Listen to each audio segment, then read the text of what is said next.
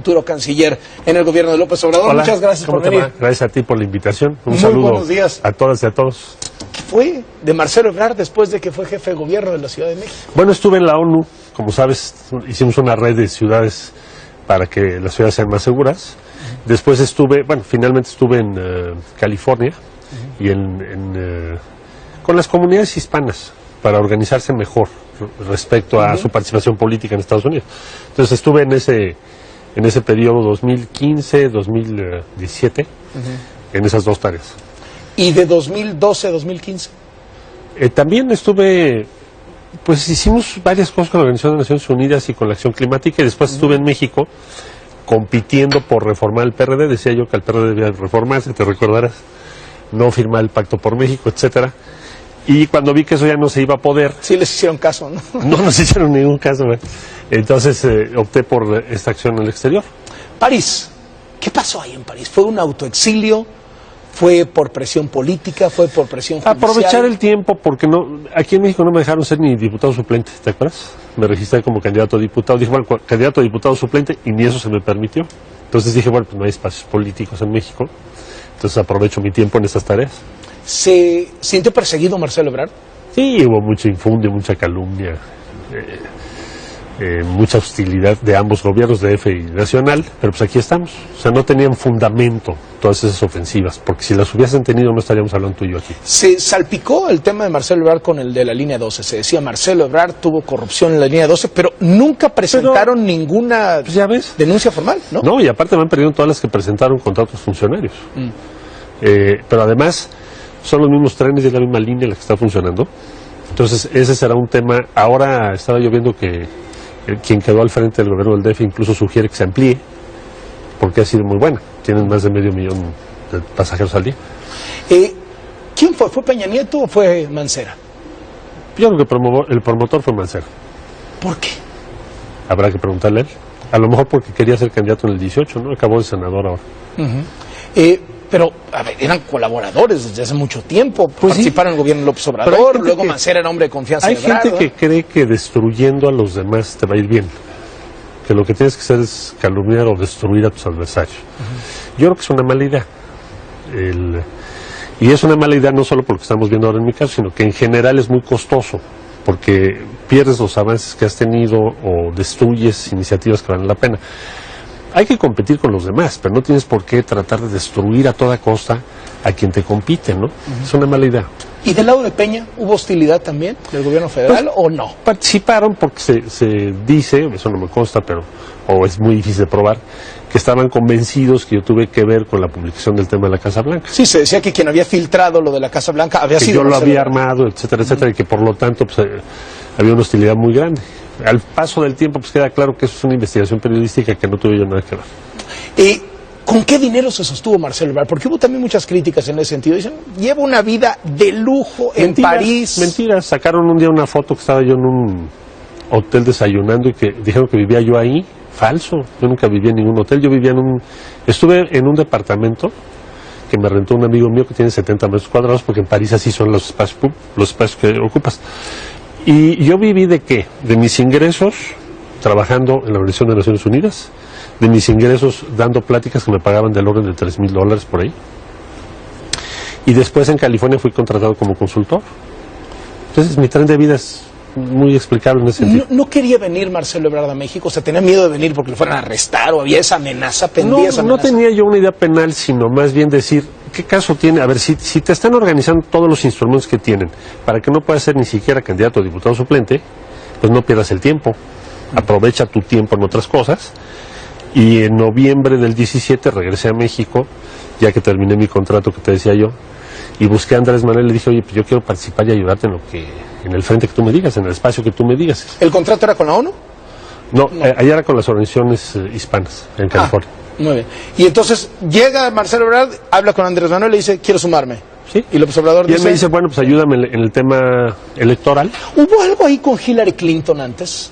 O sea, ¿estuvo Marcelo Ebrard haciendo campaña para Hillary Clinton porque se decía eso y había fotos? Estuvimos participando con organizaciones hispanas que la gran mayoría trabajan con el Partido Demócrata.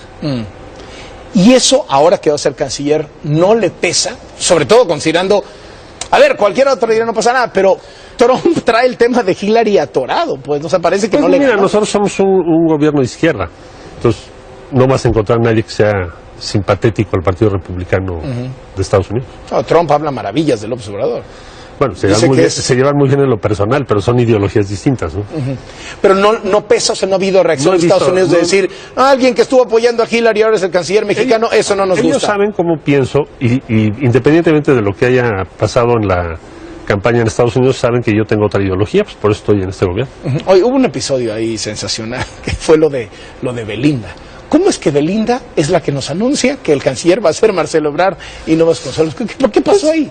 No sé, digo, simplemente fue una interpretación que ella tuvo en ese momento, supongo, porque cuando dijo el presidente, en ese momento el presidente electo en su anuncio, me va a ayudar en el equipo de transición Marcelo junto con Héctor Vasconcelos, pues ella puso que yo iba a ser canciller, pero la verdad yo no había tenía información no teníamos privilegiada. ni idea, ni siquiera yo. ¿Y cómo se dio la invitación? ¿Cómo le dice López Obrador a Marcelo Ebrard, oye, ven, te quiero que hagas esto? Bueno, pues me habló un día y me dijo, oye, ¿por qué no me ayudas? Este es un frente hoy en día pues importante para mí, me gustaría que participaras. Héctor se va a hacer cargo de la Comisión de Relaciones Exteriores en el Senado porque resultó electo y creo que ustedes pueden hacer un buen binomio porque pues, el Senado es tu interlocutor preferencial. En términos de política exterior, ahora la relación con Estados Unidos pues requiere un trabajo político muy intenso, eso es lo que me dijo. Le dije, bueno, pues para mí es un honor, pues, desde luego, si es que el Senado me ratifica ahora que así está. Claro, ¿verdad? claro. Trump dice que López Obrador es un absoluto caballero. ¿Cómo calificarían ustedes en el gobierno entrante a Donald Trump? ¿Como un absoluto qué? Yo creo que va a ser un interlocutor que hay que tener muy presente. A veces puedes tener un modelo distinto de comunicación de su parte, pero pues también Andrés Manuel tiene su propio modelo de comunicación. Es un presidente. Yo veo que Trump lo que está tratando de hacer es decir, bueno, vamos a armar una relación para estos próximos 6 años sobre la base de que tú eres un presidente que tiene la suficiente autoridad política para que en lo que nos pongamos de acuerdo se haga o se respete los próximos 6 años, en caso de que él sea reelecto. Entonces, conviene que nosotros presentemos nuestros puntos de vista, conviene que los defendamos y que tratemos de convencerlo, y que las áreas de interés común se puedan ir consolidando.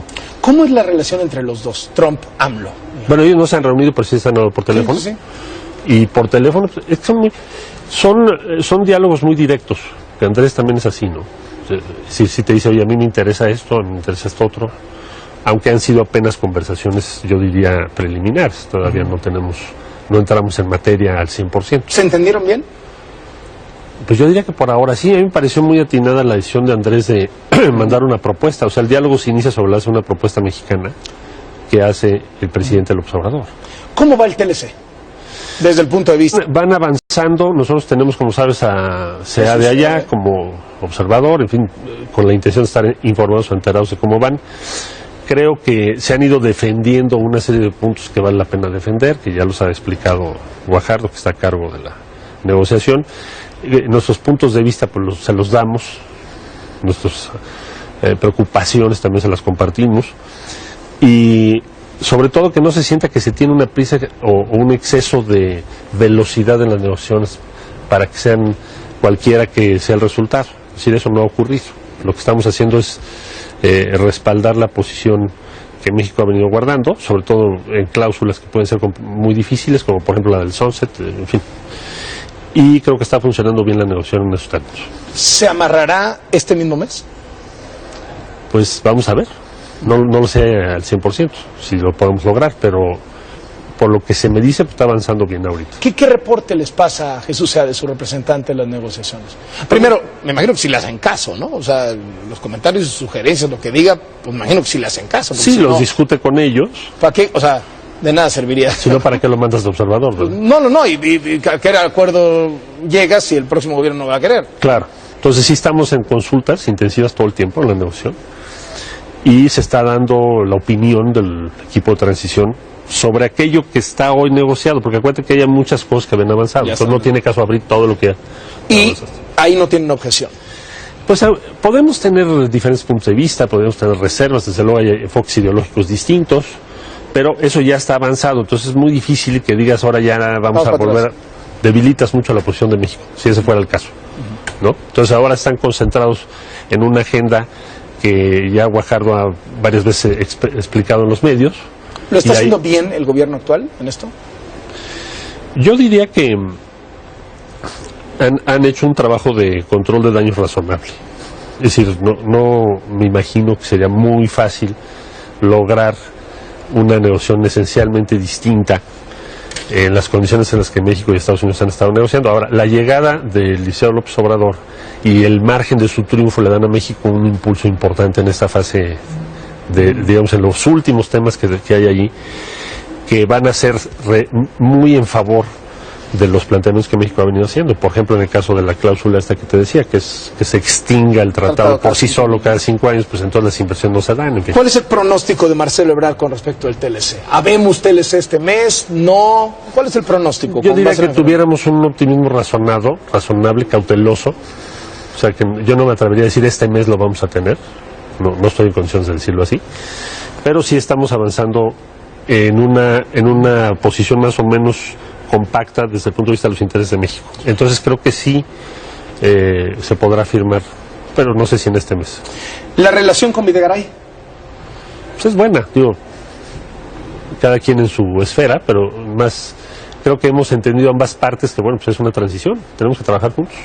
Hay diferencias muy grandes, pero tenemos que trabajar juntos porque está México de por medio. Ahí, junto con el TLC, viene un paquete de temas de migración y seguridad, es decir, que ya está amarrado y no me está faltando que se arregle el TLC para anunciarlo junto. No lo vería tanto así, porque en seguridad más bien lo que hay, pues desde luego hay un intercambio de información y demás respecto al equipo que va a entrar, pero no identifico que haya un documento o algo así que se tenga que firmar en el corto plazo. No lo veo así, más bien son intercambios normales en ese sentido. En el caso de migración igual. O sea, en el caso de migración, nosotros tenemos un enfoque que va por el lado de desarrollo y de regular, digamos, de que te vayas sobre las causas que están generando esto. Es un flujo muy importante. México ya no solo es un país de tránsito, es un país ya destino de flujos migratorios muy importantes, sobre todo Centroamérica, pero no solo Centroamérica. Y entonces tenemos que pensar una política de migración compatible con las tesis que estamos defendiendo, en general, en México, ¿no? Nosotros pensamos que, y por eso lo propuso así Andrés Manuel, que se tiene que hacer una estrategia de desarrollo en América Central. La política de simplemente decirles ustedes son ilegales, pues no está funcionando. O sea, no está funcionando que el flujo crece cada año. Pero vaya, no hay un documento, un acuerdo o algo así que se tenga que firmar en el corto plazo. No que venga en paquete. No lo veo así. Ahora, la impresión un poco es que la administración López Obrador quiere que le dejen este asunto resuelto antes de tomar posesión. Es decir, ¿el tratado? El tratado, el TLC. Pues no es que lo dejen resuelto, es que la administración actual quería firmarlo, supongo, antes del proceso electoral, y entonces se avanzó mucho.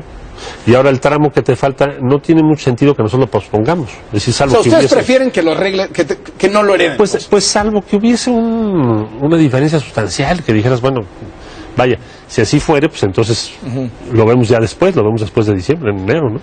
Le va a tocar a Marcelo Ebrard como canciller, si lo ratifica el Senado, que no se espera mayor bronca, pues tiene mayoría morena en el Senado, lidiar con los temas de Venezuela y Nicaragua. México ha tenido una posición muy activa últimamente de reclamo al gobierno de Venezuela y reclamo al gobierno de Nicaragua. ¿Va a cambiar esa posición? Yo creo que México lo que debe hacer, en ese caso y en otros, es preservar su capacidad de poder intermediar y facilitar el diálogo. Es decir, si tú ves nuestros principios de política exterior, estamos en favor de la solución pacífica de los conflictos. Entonces, la pregunta es, pues sí, hemos firmado y apoyado todo, ¿y en qué ha cambiado la situación de esos dos países? Se sigue agravando. Entonces, lo que nosotros tenemos que hacer es recuperar lo que ha sido la tradición mexicana, por ejemplo, el Grupo Contador en Centroamérica, donde México jugó un papel muy relevante, donde había conflictos muy serios, y tenía una autoridad y una capacidad de interlocución con ambos bandos. Si nosotros simplemente lo que hacemos es firmar boletines, ¿qué cambio vas a hacer? Nicolás Maduro es un dictador. Pues yo no me atrevería a catalogar a un mandatario extranjero, ¿no?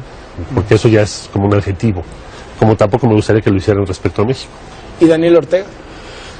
Yo puedo tener una opinión y decirte, oye, nosotros vamos a estar siempre a favor, obviamente, de derechos humanos, de las libertades, pero lo que no voy a hacer es estar catalogando a los gobiernos de acuerdo a mis preferencias o a las preferencias del gobierno entrante.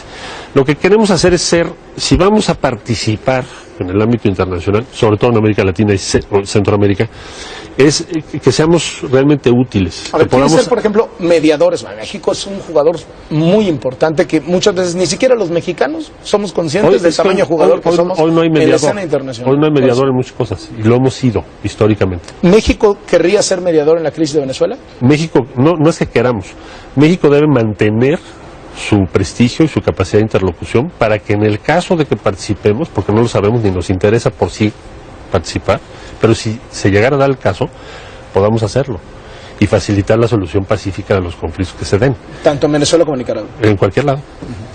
El Bester Gordillo, ¿sigue teniendo Marcelo Ebrard muy buena relación con ella? ¿Cómo se llevan bien? ¿Han hablado después de su liberación? No la he visto, pero siempre hemos tenido buena relación. ¿Se han contactado después de que se decretó su libertad total? No todavía. ¿En campaña? ¿Durante la campaña? Tampoco estuve viendo gente que participó con ella, eso sí, en muchos estados, pero yo diría que la mayor parte del magisterio evidentemente respaldó la opción que representa López Obrador. Pero no tuve reunión con ella antes en la campaña. ¿Cómo se amarró la alianza entre el Bester Gordillo y Andrés Manuel López Obrador para la elección? Yo creo que se dio, más que una alianza en donde se hayan reunido, en fin, lo que hubo ahí es todos los grupos magisteriales, todos los agrupamientos magisteriales, incluido el sindicato, digamos, oficial, participó en favor de Andrés Manuel López Obrador. ¿Por qué? Porque pues lleva más o menos 5 años en donde se dijo el maestro o los maestros, por sus privilegios, por sus condiciones excesivamente favorables, han estado dificultando que México tenga los resultados educativos que se deben tener. Esta tesis provocó naturalmente que el grueso del magisterio pues se agrupara con nosotros. Nosotros pensamos que es un error esa tesis, más allá de las relaciones políticas específicas, porque los países que han tenido éxito, por ejemplo, te pongo el caso de Finlandia, que claro es un país más pequeño, pero han construido su excelencia educativa sobre la base de aliarse con los maestros. Y con los padres de familia, más y los padres y los maestros también, no se han opuesto, al contrario, los maestros han sido claros hasta donde yo sé. Entonces pensamos que ese es el camino a seguir. Son evaluados, van a clases, son una serie de cosas que... Y tienen autonomía de gestión. O sea, pero no te planteas el sindicato es el problema como tal. Bueno, pero en fin, eso provocó que hubiese una coincidencia muy grande. Pero a ver, ¿hubo una alianza política entre el grupo del Bester Gordillo y Andrés Manuel López Obrador y su grupo? Pues yo no he participado en eso, no sé si la hubo, no estoy con la información. ¿Cómo se imagina Marcelo Ebrard, que ha tenido históricamente buena relación con el Bester Gordillo, el papel del Bester en el próximo gobierno? No creo que forme parte del gobierno. ¿Regresará al sindicato? Eso es difícil saberlo porque depende de los equilibrios que el propio sindicato tenga, ¿no? No es algo que el gobierno esté en posibilidades de ofrecerle a nadie. No, pero ahora sí incide. Y más un hombre de poder como López Obrador y más con el 53%. Si tú ves la reforma laboral, que ahora seguramente es una de las primeras que se va a regular en las leyes secundarias, eso va a ser una... Va a haber cambios mayúsculos que van a llevar a un cambio muy grande en los sindicatos, empezando por el propio sindicato magisterial. ¿Regresará el Bester a ser un factor tan importante de poder en la educación en México? Es difícil saberlo, es muy difícil suponer que puedes regresar a otras épocas, ¿no? Va a haber cambios muy grandes en la ley, hay cambios en el equilibrio político, vamos a ver, es una especulación. ¿Tendría inconveniente el gobierno entrante en que lo hiciera?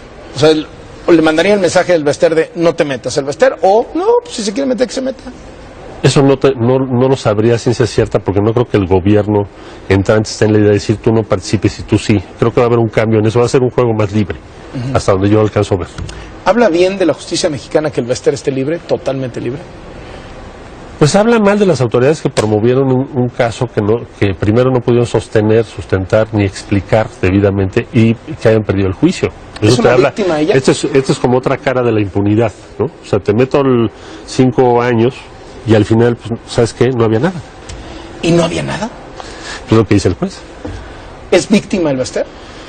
Pues yo diría que como lo plantea la sentencia que se dio a conocer, pues sí fue un abuso de poder, porque no tienes elementos para sustentar lo que se dijo. Eso es lo que dice el juez. Hay un filósofo político muy socorrido, que es Juan Gabriel, y dice, lo que se ve no se juzga, ¿no? Y al Bester se le veían muchas cosas, se le ven. Pues, vaya, y se le ven ganas de regresar. Desde luego que tú puedes tener todo un debate sobre eso, pero el punto aquí es, estamos en un sistema en donde se tiene que respetar la ley, que era tu pregunta. Entonces, si el juez te dice al final, bueno, tribunal, oye, no tenías elementos, entonces pues evidentemente sí fue un abuso. ¿Qué es lo que está haciendo ahorita Marcelo Ebrard? ¿Cuál es la prioridad de Marcelo Ebrard en este momento? Estamos rediseñando la Secretaría, también repensando lo que van a ser nuestra presencia internacional. ¿Se van a quitar subsecretarías, cosas así o no? No creo. No, yo creo que más bien lo que necesitamos hacer es reorganizar la acción internacional del Estado mexicano. Es decir, tienes muchas dependencias participando y muy disperso el presupuesto. O sea, por ejemplo, ProMéxico es del mismo tamaño que la Cancillería, en términos de gasto. Tienes el Consejo de Promoción Turística, que tiene otro presupuesto muy grande. En fin, hay muchos entes interviniendo, y lo que tenemos que hacer es como cohesionar, compactar y tener una acción internacional más efectiva. Y ahí podemos ahorrar dinero. Muchas gracias por venir. No, gracias a ti. Marcelo Ebrard. Buen día. Será la primera de muchas, seguramente. Seguramente, gracias Muchas por gracias. invitarme. El próximo canciller mexicano.